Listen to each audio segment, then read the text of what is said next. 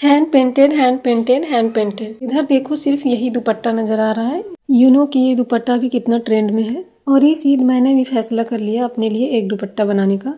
पर हम जैसे बिगनर्स का प्रॉब्लम यही है कि हमारे पास प्रॉपर चीज़ें होती नहीं हैं। डोंट वरी, इस एक वीडियो में ही आपके सारी प्रॉब्लम की सॉल्यूशन आपको मिल जाएगी। Hey everyone, welcome back to my channel design with Salam. तो इस वीडियो में मैं आपको एक हैंड एम्बलिश्ड दुपट्टे की डिजाइन शेयर करूंगी। इसे मैंने बहुत ही इजी वे में तैयार किया है। तो अगर आप भी इस ईद या वेडिंग अपने लिए एक दुपट्टा बनाना चाहते हो तो ये वीडियो आपके लिए काफ़ी ज़्यादा हेल्पफुल होने वाली है। तो इस वीडियो को आप लास्ट तक बिना स्किप किए ज़रूर देखें। इस वीडियो को देखने के बाद आई एम 100% श्योर कि आप अपने लिए एक बाल्टी तो काट ही लोगे। ओह, ये मैं क्या बोल रही हूँ, आई मीन इस ईद आप एक दुपट्टा तो बना ही लोगे। तो चलिए बिना किसी देरी के शुरू करते हैं। तो इस दुपट्टे को बनाने के लिए हमने यहाँ 2.5 मीटर ऑर्गेंजा फैब्रिक ली है। डिज़ाइंस आपको डायरेक्ट दुपट्टे पर समझ में नहीं आएगी, तो पहले मैं आपको पेपर पर बताती हूँ। सबसे पहले हमने एक बड़ी फ्लावर ली है, उसके साथ हमने एक डंडियाँ और कुछ पत्ते अटैच किए हैं। उसके ऊपर हमने एक छोटी फ्लावर बनाई है। बड़ी सी फ्लावर के जस्ट बगल में हमने एक छोटी फ्लावर बनाई है और एक पत्ते अटैच कर लिए हैं। इसके बगल में हमने थोड़ी सी पैटर्न चेंज करते हुए अगेन वही फ्लावर बना ली है। ऊपर में हमने थोड़ा सा और पैटर्न चेंज किया है। ओवरऑल मैंने पूरे दुपट्टे पर एक ही जैसा फ्लावर है, बस थोड़ा सा पैटर्न इधर उधर करके हमने सेट कर लिया है। इस वाली फ्लावर में हमने सिर्फ छोटी पत्तियों और फूलों के साथ इसे कंप्लीट किया है। इसमें हमने कोई भी बड़ी वाली फ्लावर नहीं बनाई है। तो इस तरह से भी हमारा लुक अच्छा आ रहा था। तो आप अपने अकॉर्डिंग कोई सा भी डिज़ाइन चूज कर सकते हो, जैसा आपको पसंद आए। तो कुछ इस तरह का पैटर्न हमारे पूरे दुपट्टे पर रहेगा। यहाँ हमने इन्हीं फूलों को एक बड़े से पेपर में बड़ी साइजेस में बना ली है, जिसकी लंबाई और चौड़ाई 12-12 इंच की है। दुपट्टे की चौड़ाई हमारी ज़्यादा थी, तो इसीलिए हमने थोड़ी सी मार्जिन देते हुए अपने फ्लावर को बनानी है। दुपट्टा तैयार होने के बाद हमने इस मार्जिन को कट करके इसमें लेसेस लगानी है। तो इसी तरह से हमने दुपट्टे के एक कोने पर इस तरह से अपनी फ्लावर को मार्किंग कर लेनी है। फ्लावर हमने यहाँ 2 साइजेस में बनाई थी, एक बड़ी और ये एक छोटी साइज़ में बनाई थी। तो इस छोटी वाली को हमने दुपट्टे के दूसरे कोने पर रखते हुए इसकी मार्किंग भी कर लेनी है। इसकी डंडियों और पत्ते की मार्किंग आप फ्री हैंड भी कर सकते हो, या फिर आप पहले वाले डंडियों को लगाकर इस तरह से सेट करके आप मार्किंग कर लें। इसके ऊपर जो हमारी ये तीसरी फ्लावर है, इसे हम फर्स्ट वाली फ्लावर को रख के ही इसकी मार्किंग कर लेंगे, बड़ी फ्लावर को। और इसकी डंडियों और पत्तों की मार्किंग आप फ्री हैंड भी इजीली कर सकते हो। आप अगर फ्री हैंड दुपट्टे पर मार्किंग कर रहे हैं तो एक बात का ध्यान रखें कि आप चौक से ही मार्किंग करें, क्योंकि इससे अगर हमारा डिज़ाइन टेढ़ा मेढ़ा हो जाएगा तो इससे कोई प्रॉब्लम नहीं होगी। अगर आप डायरेक्ट पेन या पेंसिल से मार्क करोगे तो वो निशान दुपट्टे पर रह जाएगा। तो इसी तरह से हमने सभी मार्किंग कर लेनी है। पेंटिंग के लिए हमने यहाँ फेविक्रिल का पेंट यूज़ किया है। इसे हमने ऑनलाइन बाय किया है, ब्रश और पेंटिंग दोनों। ओवरऑल मैंने दुपट्टे पर जितने भी मटेरियल यूज़ किया है सारे मैंने ऑनलाइन ही बाय किया है। अब हम अपने दुपट्टे को पेंट करेंगे, जिसके लिए हमारे पास ये छोटी वाली फ्रेम थी जो कि हमारी फ्लावर में पूरी नहीं आ रही थी। तो इसके लिए मैंने ये टोकरी इस्तेमाल किया पेंटिंग करने के लिए। तो फर्स्टली हमने यहाँ रेड पेंट इस्तेमाल किया है, जिसके लिए हम एक बॉल में थोड़ी सी पेंट लेंगे और इसमें बिल्कुल थोड़ी मात्रा में पानी मिलाएंगे। इसकी कंसिस्टेंसी दुपट्टे पर थोड़ा सा लगा के चेक करेंगे। यहाँ हमारा थोड़ा फीका लग रहा था, हमारे में थोड़ा पानी की मात्रा ज़्यादा थी, तो इसमें हम थोड़ी सी मात्रा में और पेंट ऐड करेंगे और इसे अच्छे से मिक्स कर लेंगे। और अब हम अपने फ्लावर की पेंट करना शुरू करेंगे। ये देखिए जी, कितनी अच्छे से स्मूथ तरीके से हमारी पेंटिंग हो रही है। हमारी जो कंसिस्टेंसी रहेगी वो ज़्यादा पतला ना ज़्यादा गाढ़ा रहनी चाहिए, नॉर्मल और स्मूथ कंसिस्टेंसी रखें ताकि हमारी फ्लावर सूखने के बाद एकदम नेचुरल लगे। पेंटिंग के लिए ब्रश हमने मीडियम साइज़ की रखी है, इससे हमारी पेंटिंग काफ़ी अच्छे से हो जा रही है। देखिए जी, हमारी पूरी फ्लावर पेंट हो चुकी है।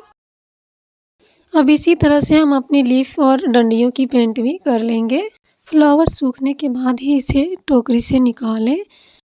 जल्दी सुखाने के लिए आप हेयर ड्रायर भी इस्तेमाल कर सकते हैं। सेकेंड फ्लावर पेंट करने के लिए हमने यहाँ 2 पेंट को मिक्स करके एक न्यू शेड बनाया है, जो कि हमारा ब्लू है और रेड पेंट हमने दोनों को मिक्स करके ये वाइन शेड में पेंट बनाया है। और इसे हम इस छोटी वाली फ्लावर पर इस तरह से अच्छे से पेंट कर लेंगे। बड़ी वाली फ्लावर के बगल में जो हमने छोटी सी फ्लावर बनाई थी उसमें हमने ये ऑरेंज कलर की पेंट की है।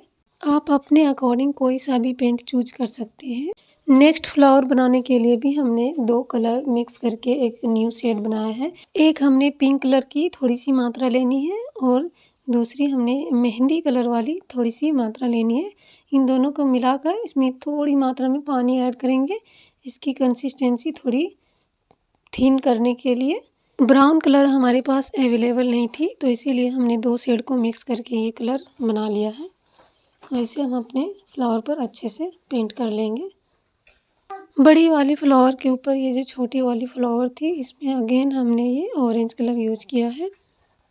दुपट्टे पर हमने बीच बीच में इस तरह से कहीं कहीं मूंछें भी एक्स्ट्रा ऐड कर ली है। इस दुपट्टे की पूरी पेंटिंग मैं आपको एक बार दिखा दूंगी ताकि आपको आइडिया हो जाए कि हमने कहाँ कौन सी पेंट इस्तेमाल की है और पेंट होने के बाद हमारा दुपट्टा कैसा दिख रहा है। पेंटिंग हमारी ऑलमोस्ट कंप्लीट हो चुकी है और अब मैं इस दुपट्टे की पेंट की फाइनल लुक आपको दिखाती हूँ। कुछ इस तरह से हमने पूरे दुपट्टे को पेंट किया है। आप चाहें तो स्क्रीनशॉट भी ले सकते हो। पेंटिंग होने के बाद दुपट्टे के ऊपर कोई कॉटन का कवर रख के आप इसे हल्के हाथों से आयरन कर लें, जिससे हमारा कलर पक्का हो जाएगा। अब हमने अपने दुपट्टे की आउटलाइन करनी है, जिसके लिए हमें एक एम्ब्रॉयडरी स्टैंड की ज़रूरत पड़ती है। वो स्टैंड हमारे पास अवेलेबल नहीं था, तो इसके लिए हमने ये इस बाल्टी की जुगाड़ लगाई है। अब आपको समझ में आ गया होगा कि हमने स्टार्टिंग में बाल्टी की बात क्यों की थी। तो इस पुरानी बाल्टी को हमने 3 हॉल्स में कट कर लिया ताकि हमारे हैंड ईजिली पास हो सके। तो अगर आपके पास भी स्टैंड नहीं है तो आप इस तरह से बना सकते हो।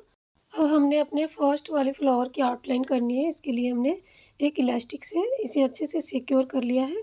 तो बेसिकली इस वाले फ्लावर की आउटलाइन हमने सीक्वेंस के साथ की है।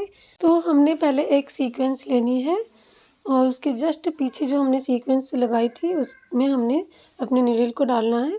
अगेन हमने अपने सीक्वेंस से आगे नीडल निकालना है और उसमें एक सीक्वेंस लेते हुए जस्ट पीछे हमने नीडल ऐसे डालते जाना है। हमने एक बार नीडल को आगे निकालना है और एक बार जस्ट उसके पीछे वाले सीक्वेंस में नीडल डालना है।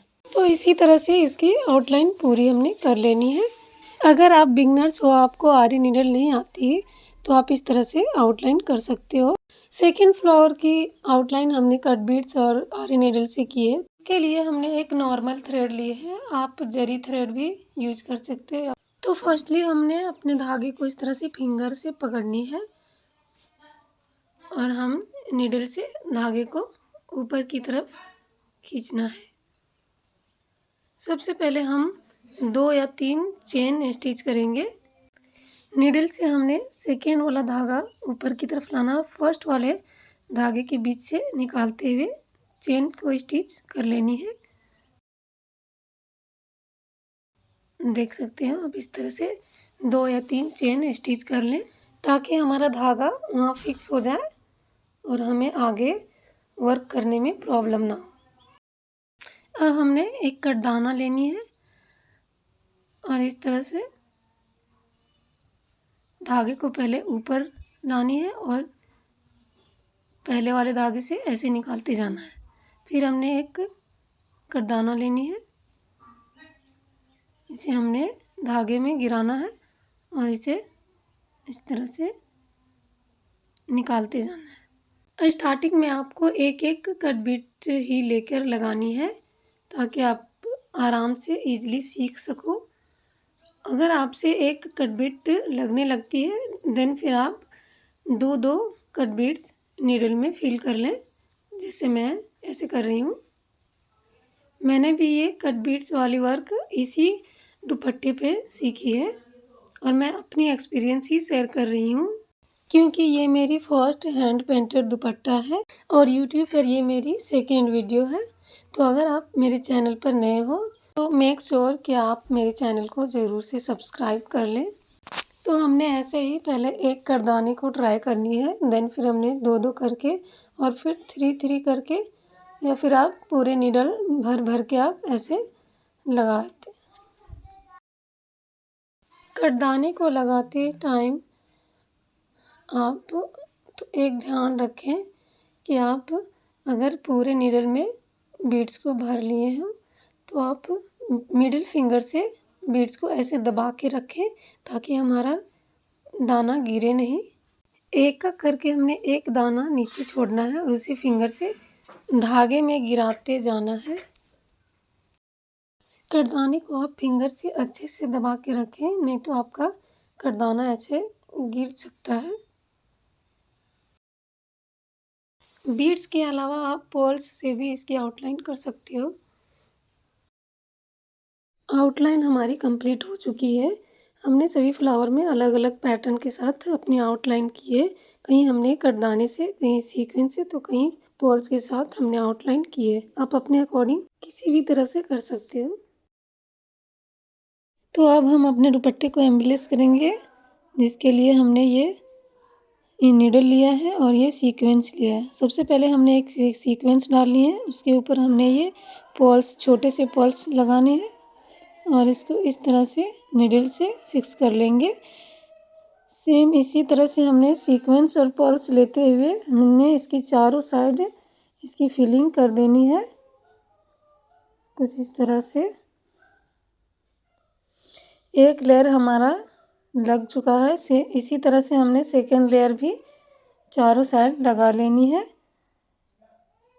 अब हम फ्लावर सीक्वेंस यूज करेंगे। फ्लावर सीक्वेंस के साथ हमने ये छोटे पर्ल्स लिए हैं, उसको भी हमने सेम इसी तरह से इस फ्लावर के चारों साइड लगा लेनी है। अब हम ये दूसरी सीक्वेंस लेंगे जिससे हमने इस फ्लावर की आउटलाइन की थी, हमने वही सीक्वेंस लेनी है। इसकी पार्टीशन देने के लिए ग्लू को हमने फ्लावर पर इस तरह से लगानी है और इसके ऊपर हमने सीक्वेंस को एक एक करके चिपकाते जाना है, जिससे हमारे फ्लावर की पार्टीशन अच्छे से हो जाए, जैसे हमारी आउटलाइन हुई। तो इस फ्लावर को हमने इस पैटर्न के साथ फिल किया है, जो कि हम आपको अभी दिखाएंगे। इस पैटर्न को बनाने के लिए हमने यहाँ पाइप बीट्स इस्तेमाल किया है और इसके साथ ये सीक्वेंस ली है। हमारे साथ ये हुआ कि हमारी ये जो नॉर्मल नीडल है, जिसे हम पकिया सुई बोलते हैं, उसमें हमारी ये पाइप बीट्स फिल नहीं हो रही थी। हमारी धागे की जगह पे अटक जा रही थी, जाके जहाँ हमारा ये धागा डलता है वहीं पे जाके अटक रही थी। तो इससे हमने आरी नीडल से ही फिल किया है। आरी नीडल के अलावा हमने इसे दूसरे तरीके से भी इस बीड्स को लगाया है, जो कि हम आपको आगे बताएंगे। हमने एक जुगाड़ ट्राई किया है। आपको भी नीचे अगर दो धागा पकड़ने में प्रॉब्लम हो तो एक धागे को उधर नीडल से इधर सिक्योर कर लें। तो ऐसे ही हमने एक सीक्वेंस और एक पाइप बीट्स लेते हुए इसे नीडल से फिल कर लेंगे।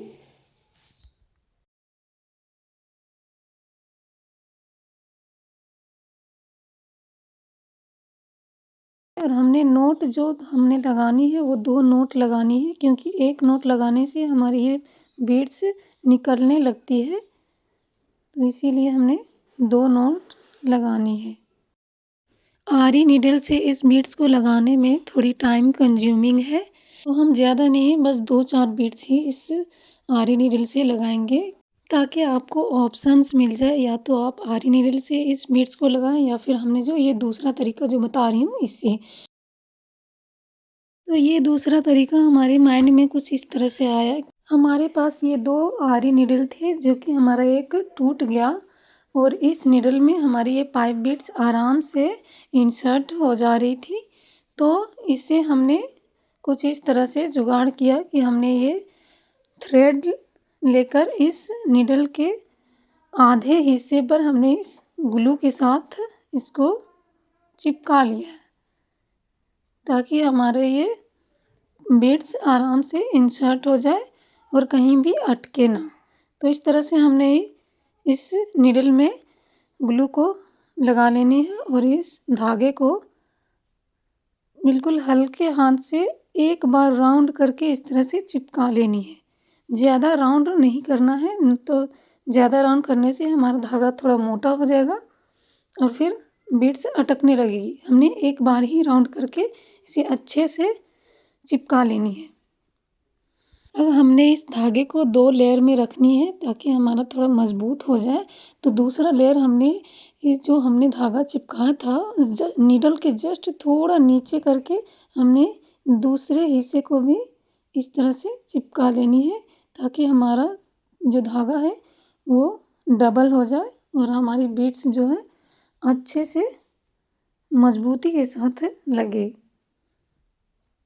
तो इसे हमने अच्छे से चिपका लिया है और हमने एक बात ध्यान रखनी है कि हमारा जो ये धागा है वो हमने थोड़ी लंबी रखनी है ताकि हमारी 2 फ्लावर आराम से फिल हो जाए। अब हम इसे यूज करके दिखाते हैं। सबसे पहले हमने एक पाइप बीड्स लेनी है।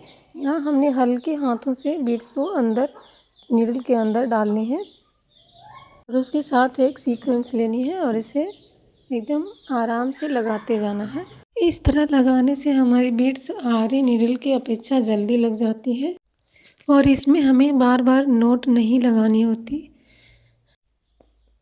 नीडल में अगर धागा इस तरह से निकल जाए तो इसे कैंची से बार बार काट दें, नहीं तो ये मोटा हो जाएगा और फिर हमारी बीड्स डलने में दिक्कत होगी। तो इसे हमने सारे बीड्स को इसी तरह से हाफ फ्लावर में फिल कर लेनी है क्योंकि हाफ में हमने फिर दूसरी पैटर्न को फिल करनी है। हमारी एक फ्लावर फिल हो चुकी है और इस बचे हुए धागे से हमने सेकेंड फ्लावर भी फिल कर लेनी है। इसीलिए आपको धागा थोड़ा लंबा लेने की ज़रूरत है। यहाँ हमारा धागा ख़त्म हो चुका था, इसे हमने अगेन इस तरह से चिपका लिया है। सेकेंड पैटर्न के लिए हमने 3 स्मॉल पॉल्स लेनी है और एक सीक्वेंस से लेकर इसी तरह से फिल कर लेनी है। हमने 2 पैटर्न चूज किया है इसमें। आप अपने अकॉर्डिंग कोई सा भी डिज़ाइन चूज कर सकते हो। पत्तियों की डिजाइनिंग के लिए हमने अगेन वही नीडल यूज किया है जिसे हमने चिपकाया था। आप एक ज़रूरी बात याद रखें कि धागे को चिपकाने के बाद उसे अच्छे से कम आधे घंटे के लिए ड्राई होने के लिए छोड़ दें, क्योंकि अगर चिपकाने के तुरंत बाद आप यूज करोगे तो धागा निकल जाएगा। हमने 2 पत्ती की डिजाइनिंग सेम रखी है और एक का पैटर्न थोड़ा सा चेंज किया है। तो आप इस तरह से अपने पत्तियों की डिजाइनिंग कर सकते हो। सेकेंड फ्लावर की डिजाइनिंग के लिए हमने ये सुराही वाली मोती ली है और इसके साथ हमने अगेन ये सीक्वेंस यूज किया है। तो इसे हमने पहले एक सुराही वाली मोती लेनी है और एक सीक्वेंस के साथ इसे इस तरह से फिक्स कर लेनी है। अगेन हमने ये सुराही वाली मोती लेनी है और सीक्वेंस लेनी है और इसे इसी तरह से चारों साइड हमने फिलिंग कर देनी है इसकी।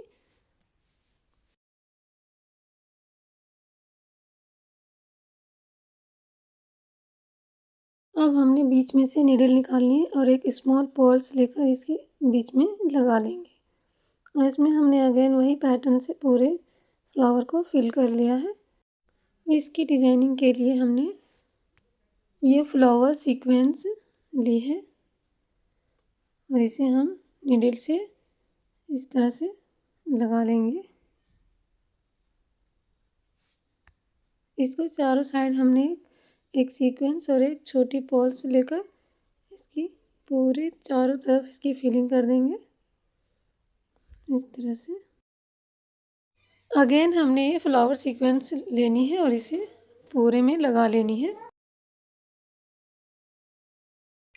अब हम एक सीक्वेंस के साथ छोटे पॉल्स को लेकर इस पूरे फ्लावर में इसकी फिलिंग कर देंगे। इस बड़ी वाली पत्ती को हमने नॉर्मल ग्लू और सीक्वेंस के साथ इसे चिपका के डिज़ाइन किया है। हमने बीच बीच में इस तरह की मूछें भी अपने डिज़ाइन में ऐड की थी, तो इसे भी हमने सीक्वेंस चिपका लिया है। पत्तियों पर आप आरी नीडल से भी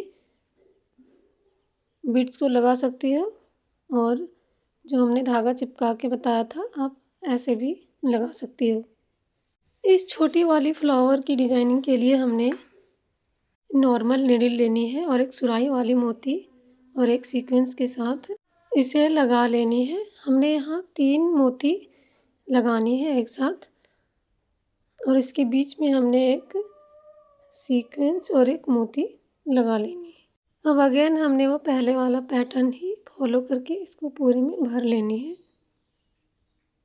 इस फ्लावर की डिज़ाइनिंग के लिए हमने यहाँ छोटे स्मॉल साइज़ के पॉल्स यूज़ किए हैं और ये सीक्वेंस यूज़ किया है। सबसे पहले हमने पॉल्स को निडल में कुछ इस तरह से फिल कर लेनी है और एक सीक्वेंस को लेते हुए हमने एक पॉल्स और एक सीक्वेंस को लेते हुए हमने इस तरह से लगा लेनी है।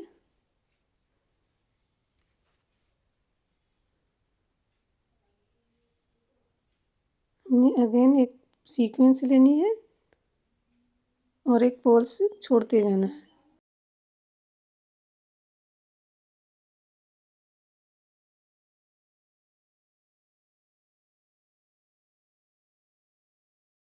अब लास्टली हमने एक फ्लावर सीक्वेंस लेनी है और उसमें उसे भी हमने इस तरह से अटैच कर लेनी है पॉल्स के साथ।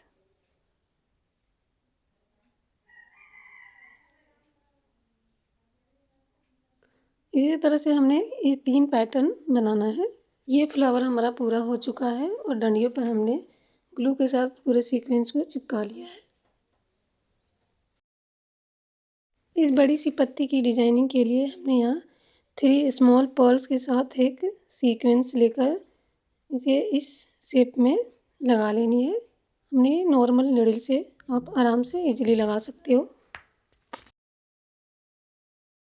इस फ्लावर की डिज़ाइनिंग हमारी पूरी हो चुकी है। इसके बगल में ये जो छोटी सी पत्तियों वाली फ्लावर जो बनाई थी इसे मैंने सिंपली ग्लू और सीक्वेंस के साथ ऐसे चिपका लिया है। आप पत्तियों पर इस तरह भी डिज़ाइन कर सकते हो। दुपट्टा हमारा पूरा बनके तैयार हो चुका है और इस पूरे दुपट्टे पर हमने इस लेस से इसकी पूरी डिटेलिंग की है। इस फ्लावर को हमने विदाउट पार्टीशन दिए ही बनाया है, तो आप इस तरह से भी बना सकते हो।